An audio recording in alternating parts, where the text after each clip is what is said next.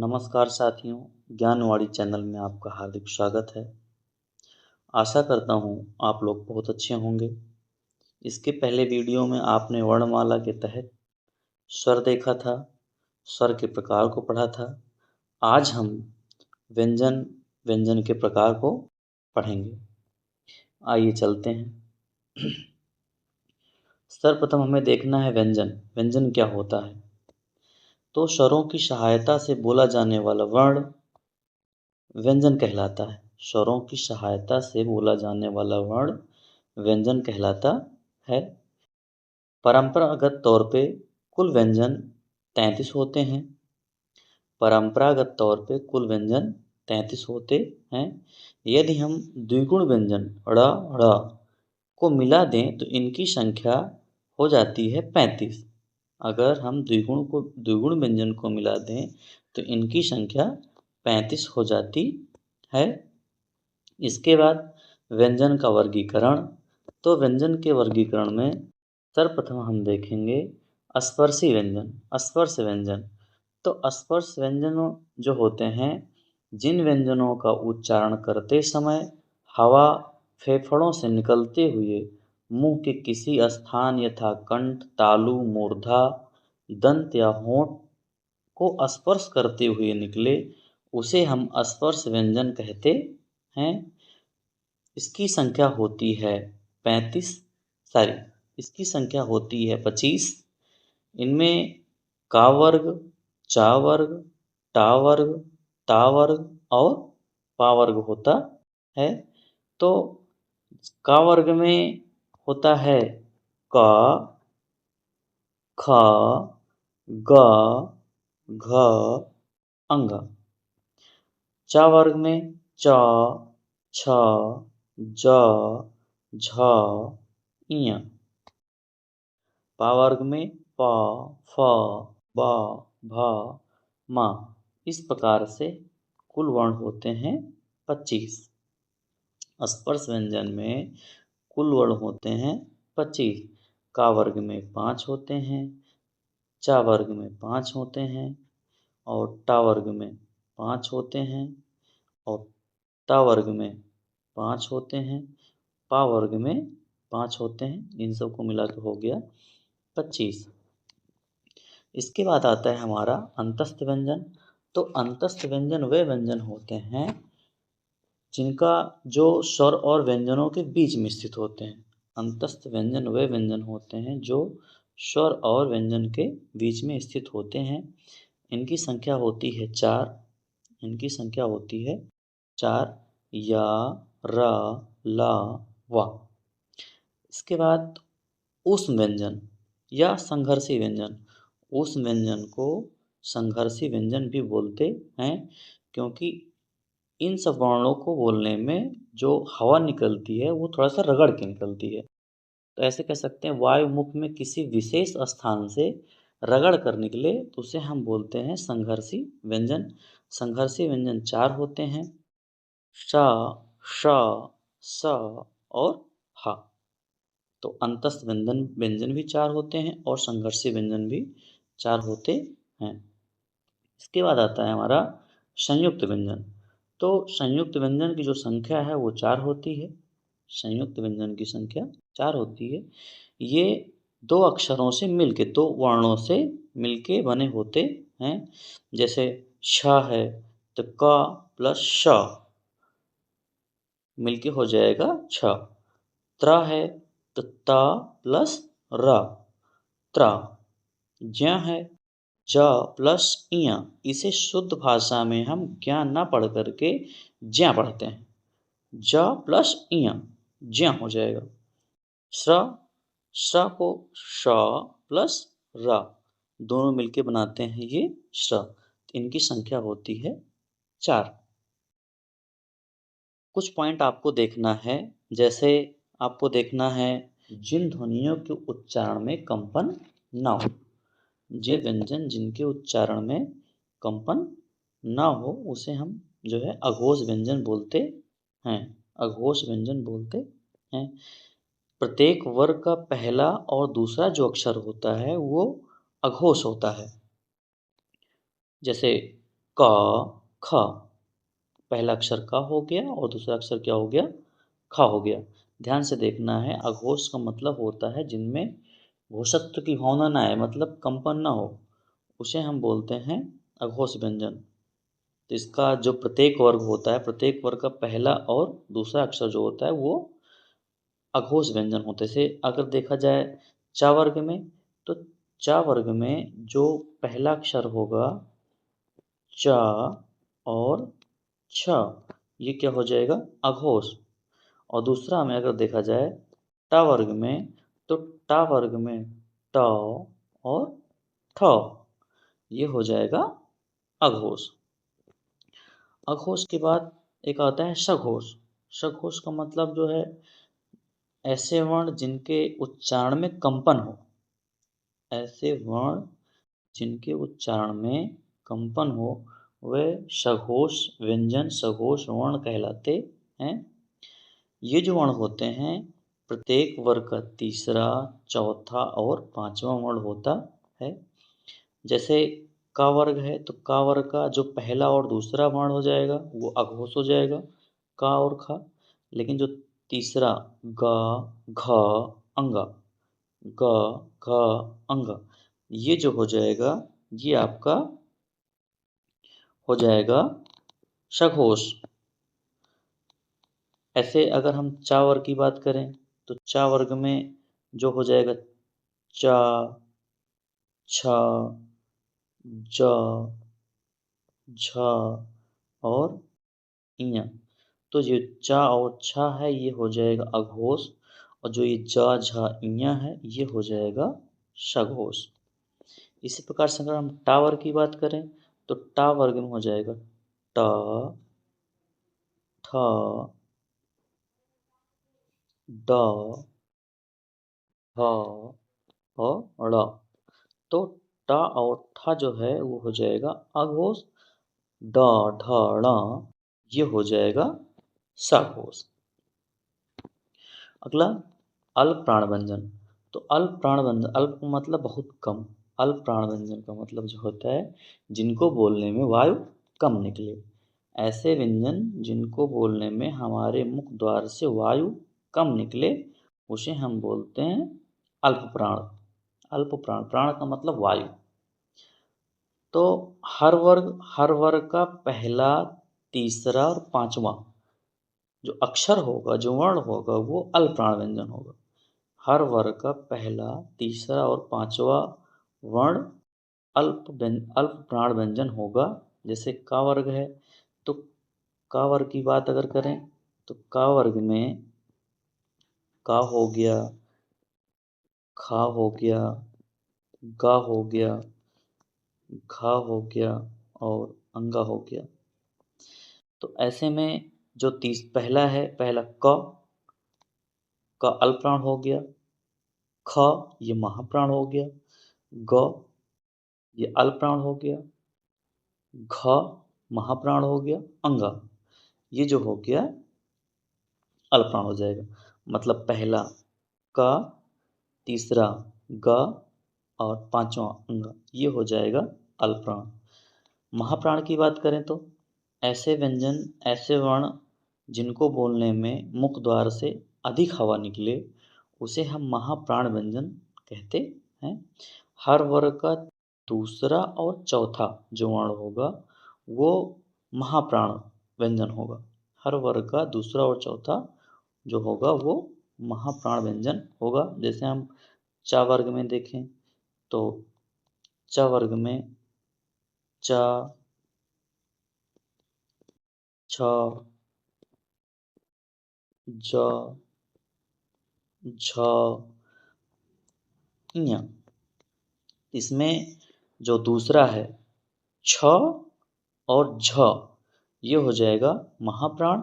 बाकी पहला च, तीसरा ज और पांचवा ञ, ये हो जाएगा आपका अल्प प्राण हो जाएगा। उच्छिप्त या द्विगुण व्यंजन, उच्छिप्त या द्विगुण व्यंजन। जो उच्छिप्त या द्विगुण व्यंजन होते हैं, वर्णमाला में जो वर्ण शब्दों के रूप में नीचे अनुनासिक के साथ प्रयोग में लाए जाते हैं वे द्विगुण व्यंजन कहलाते हैं। वर्णमाला में जो वर्ण शब्दों के रूप में नीचे अनुनासिक के साथ प्रयोग में लाए जाते हैं वे द्विगुण व्यंजन कहलाते हैं। जैसे ड़ और ढ़, ड़ ढ़, ये जो है द्विगुण व्यंजन हैं। हमें ये समझना है ड और ढ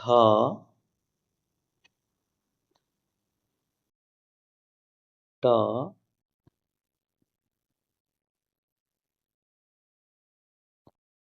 ड और ढ।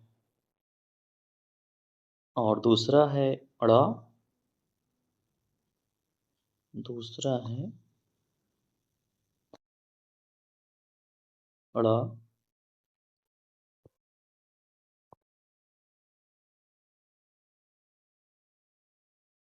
अड़, अड़ और अड़ में दोनों में अंतर है। जैसे हमें लिखना है, जैसे लिखना है डलिया, डलिया, तो डलिया में डा प्रयोग में आता है, डलिया में डा आएगा। लेकिन अगर हमें लिखना है सड़क, सड़क लिखना है तो सड़क में क्या आएगा, ये द्विगुण व्यंजन आएगा, अड़ा, ये प्रयोग में आएगा। अगला है हमें, अब हमने अगर देख लिया वर्णमाला पढ़ लिया तो वर्णमाला में जो है 52 अक्षर होते हैं। तो 52 अक्षर कौन कौन से होते हैं ये समझना है। एक मिनट, ये 52 वर्ड कौन कौन से होते हैं। पहला है जैसे स्वर 11 होते हैं, व्यंजन 33 होते हैं, अयोगवा 2 होते हैं, संयुक्त व्यंजन 4 होते हैं, उच्छिप्त 2 होते हैं। तो इनमें 11 में अ दीर्घ अ, ई दीर्घ ई, उ दीर्घ उ, ए ऐ, ओ औ और री को मिला के कुल 11 स्वर होते हैं। व्यंजन में ऐसे 33 होते हैं। 33 में क वर्ग में 5, क वर्ग में 5, च वर्ग में 5, ट वर्ग में 5, ट वर्ग में 5 और प वर्ग में 5, ऐसे हो गए 25। ये स्पर्शी व्यंजन है, ये हो गए 25, ये कुल हो गए 25। और ये जो है अंतस्थ व्यंजन या र ला व, अंतस्थ व्यंजन हो गया 4 ये, और जो ऊष्म व्यंजन है ये हो गया 4। तो इनको मिला के हो गया 25, 4 29, 29 4 33, ये हो गए टोटल 33। तो जो ये व्यंजन होते हैं ये होते हैं कुल 33, परंपरागत तौर पे 33 होते हैं। 25 और बाकी 4 को आप मिला दीजिए अंतस्थ, 4 को मिला दीजिए ऊष्म, तो हो गया 33। अगला आता है अयोगवा। तो अयोगवा में अंक और आ को काउंट करते हैं। संयुक्त व्यंजन में छ, त्र, ज्ञ, श्र, ये है छ, त्र, ज्ञ और श्र 4 है। उच्छिप्त व्यंजन में, उच्छिप्त व्यंजन में 2 आते हैं, ऐसे ही द्विगुण व्यंजन बोलते हैं ड़ ढ़, जिनमें नीचे बिंदी लगी होती है। तो इसको मिला के हो गया हमारा कुल 52, 11, 33, 2, 4 और 2, 2 4 6, 6 2 8, 8 में अगर जो है 33 और 11 को जोड़ेंगे तो कुल हो जाएगा 52। तो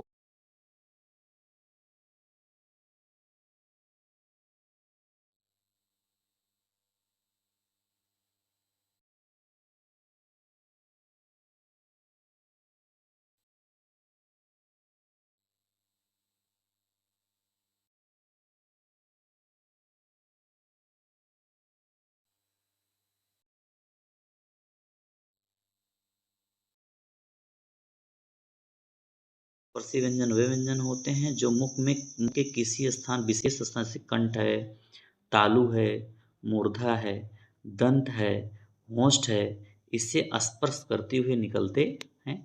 इनकी संख्या होती है 25। 25 में कैसे होगा? का वर्ग में 5, चा वर्ग में 5, टा वर्ग में 5, ता वर्ग में 5 और पा वर्ग में 5, इनको मिला के जो है हो गया 25। ये बहुत ही इंपॉर्टेंट टॉपिक है। इसमें पूछा जाता है कि का वर्ग का उच्चारण स्थान क्या होगा? आपको बताना है कंठ होगा। टा वर्ग उच्चारण स्थान मूर्धन्य होगा। और ता वर्ग का त, थ, द, ध, न, ये हो जाएगा दंत। पा वर्ग में पा, फ, ब, भ, म, ये हो जाएगा, इसका उच्चारण स्थान क्या हो जाएगा? होस्ट हो जाएगा। फिर इसके बाद आता है अंतस्थ व्यंजन। तो अंतस्थ व्यंजन 4 होते हैं, य, र, ला, व। ऊष्म व्यंजन, ऊष्म व्यंजन में भी 4 होते हैं, श, ख, श, ह। श, ख, श, ह। फिर अगला है हमारा संयुक्त व्यंजन। तो संयुक्त व्यंजन 4 होते हैं। संयुक्त व्यंजन वे व्यंजन होते हैं जो 2 वर्णों के मेल से बने होते हैं। जैसे छ है, ये क प्लस श, क प्लस श। त्र है, त प्लस र। ज्ञ है तो ज प्लस ञ, इसे शुद्ध भाषा में ज्या बोलते हैं, ज्या। ज प्लस ञ। श्र है, ये हो जाएगा श प्लस र, मिलके बनेगा श्र। फिर इसके बाद देखते हैं अघोष। तो अघोष में ऐसे व्यंजन जिनके उच्चारण में कंपन न हो, अघोष व्यंजन होते हैं। प्रत्येक वर्ग का पहला और दूसरा जो अक्षर होगा वो अघोष होगा। प्रत्येक वर्ग का पहला और दूसरा अक्षर अघोष होगा। दूसरा सघोष। तो सघोष में ऐसे वर्ण जिनके उच्चारण में कंपन हो वो होंगे सघोष व्यंजन। सघोष व्यंजन में प्रत्येक वर्ग का तीसरा, चौथा और पांचवा ये होगा सघोष। आप खुद से बोल के देखिए, क, ख में कंपन नहीं हो रहा है। च, छ आगे मतलब कावर में क, ख में कंपन नहीं हो रहा है। ग, घ, अंग में कंपन। फिर अगला आता है हमारा अल्पप्राण। तो अल्पप्राण वे व्यंजन होते हैं जिनको बोलने में मुख से हवा कम निकलती है। हर वर्ग का पहला, तीसरा और पांचवा जो वर्ण होगा वो अल्पप्राण होगा। और महाप्राण ऐसे वर्ण जिनको बोलने में मुख द्वार से अधिक हवा निकलती है वो महाप्राण होते हैं। प्रत्येक वर्ग का दूसरा और चौथा जो वर्ण होता है वो महाप्राण होता है। उच्छिप्त व्यंजन। तो उच्छिप्त व्यंजन जो ऐसे व्यंजन होते हैं जिनके नीचे हिंदी लगी होती है, अनुनासिक के साथ प्रयोग किए जाते हैं, उसे बोलते हैं उच्छिप्त व्यंजन। बड़ा बड़ा 2 व्यंजन हैं उच्छिप्त। हमें लिखने भी समझना है। जैसे डलिए लिख रहे हैं, डलिए में जो है ड लिखना है, लेकिन सड़क में लिख रहा हूँ, सड़क में ड़ा लिख रहा हूँ। कुल वर्ण 52 होते हैं।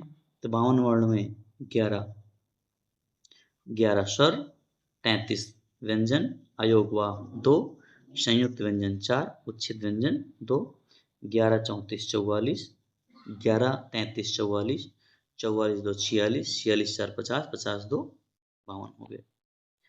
अब सबसे मोस्ट इम्पॉर्टेंट जो परीक्षा में आता है वो ये है वर्णों का उच्चारण स्थान। इस वर्णमाला में सबसे मोस्ट इम्पॉर्टेंट है वर्णों के उच्चारण स्थान। ये मैंने तालिका बनाया है। तालिका में आपको याद रखना है जो कंठ होता है, कंठ में अ, छोटा अ और बड़ा अ, का वर्ग पूरा है, क, ख, ग, घ, अंग और विसर्ग ये आएगा कंठ में। तालु में ई, दीर्घ ई और चावर या और सा ये आएगा तालु में। मूर्धा, मूर्धन्य में री और टावर्ग रा और श ये होगा मूर्धा। दंत में री और तावर्ग त, थ, द, ध और न। ला और सा ये भी क्या है? दंत है। इनका जो उच्चारण स्थान है वो दंती है। ओष्ठ, ओष्ठ में छोटा ऊ और दीर्घ ऊ, पा वर्ग प, फ, ब, भ म ये हो जाएगा इनका उच्चारण स्थान मोस्ट होगा। नासिक में अंग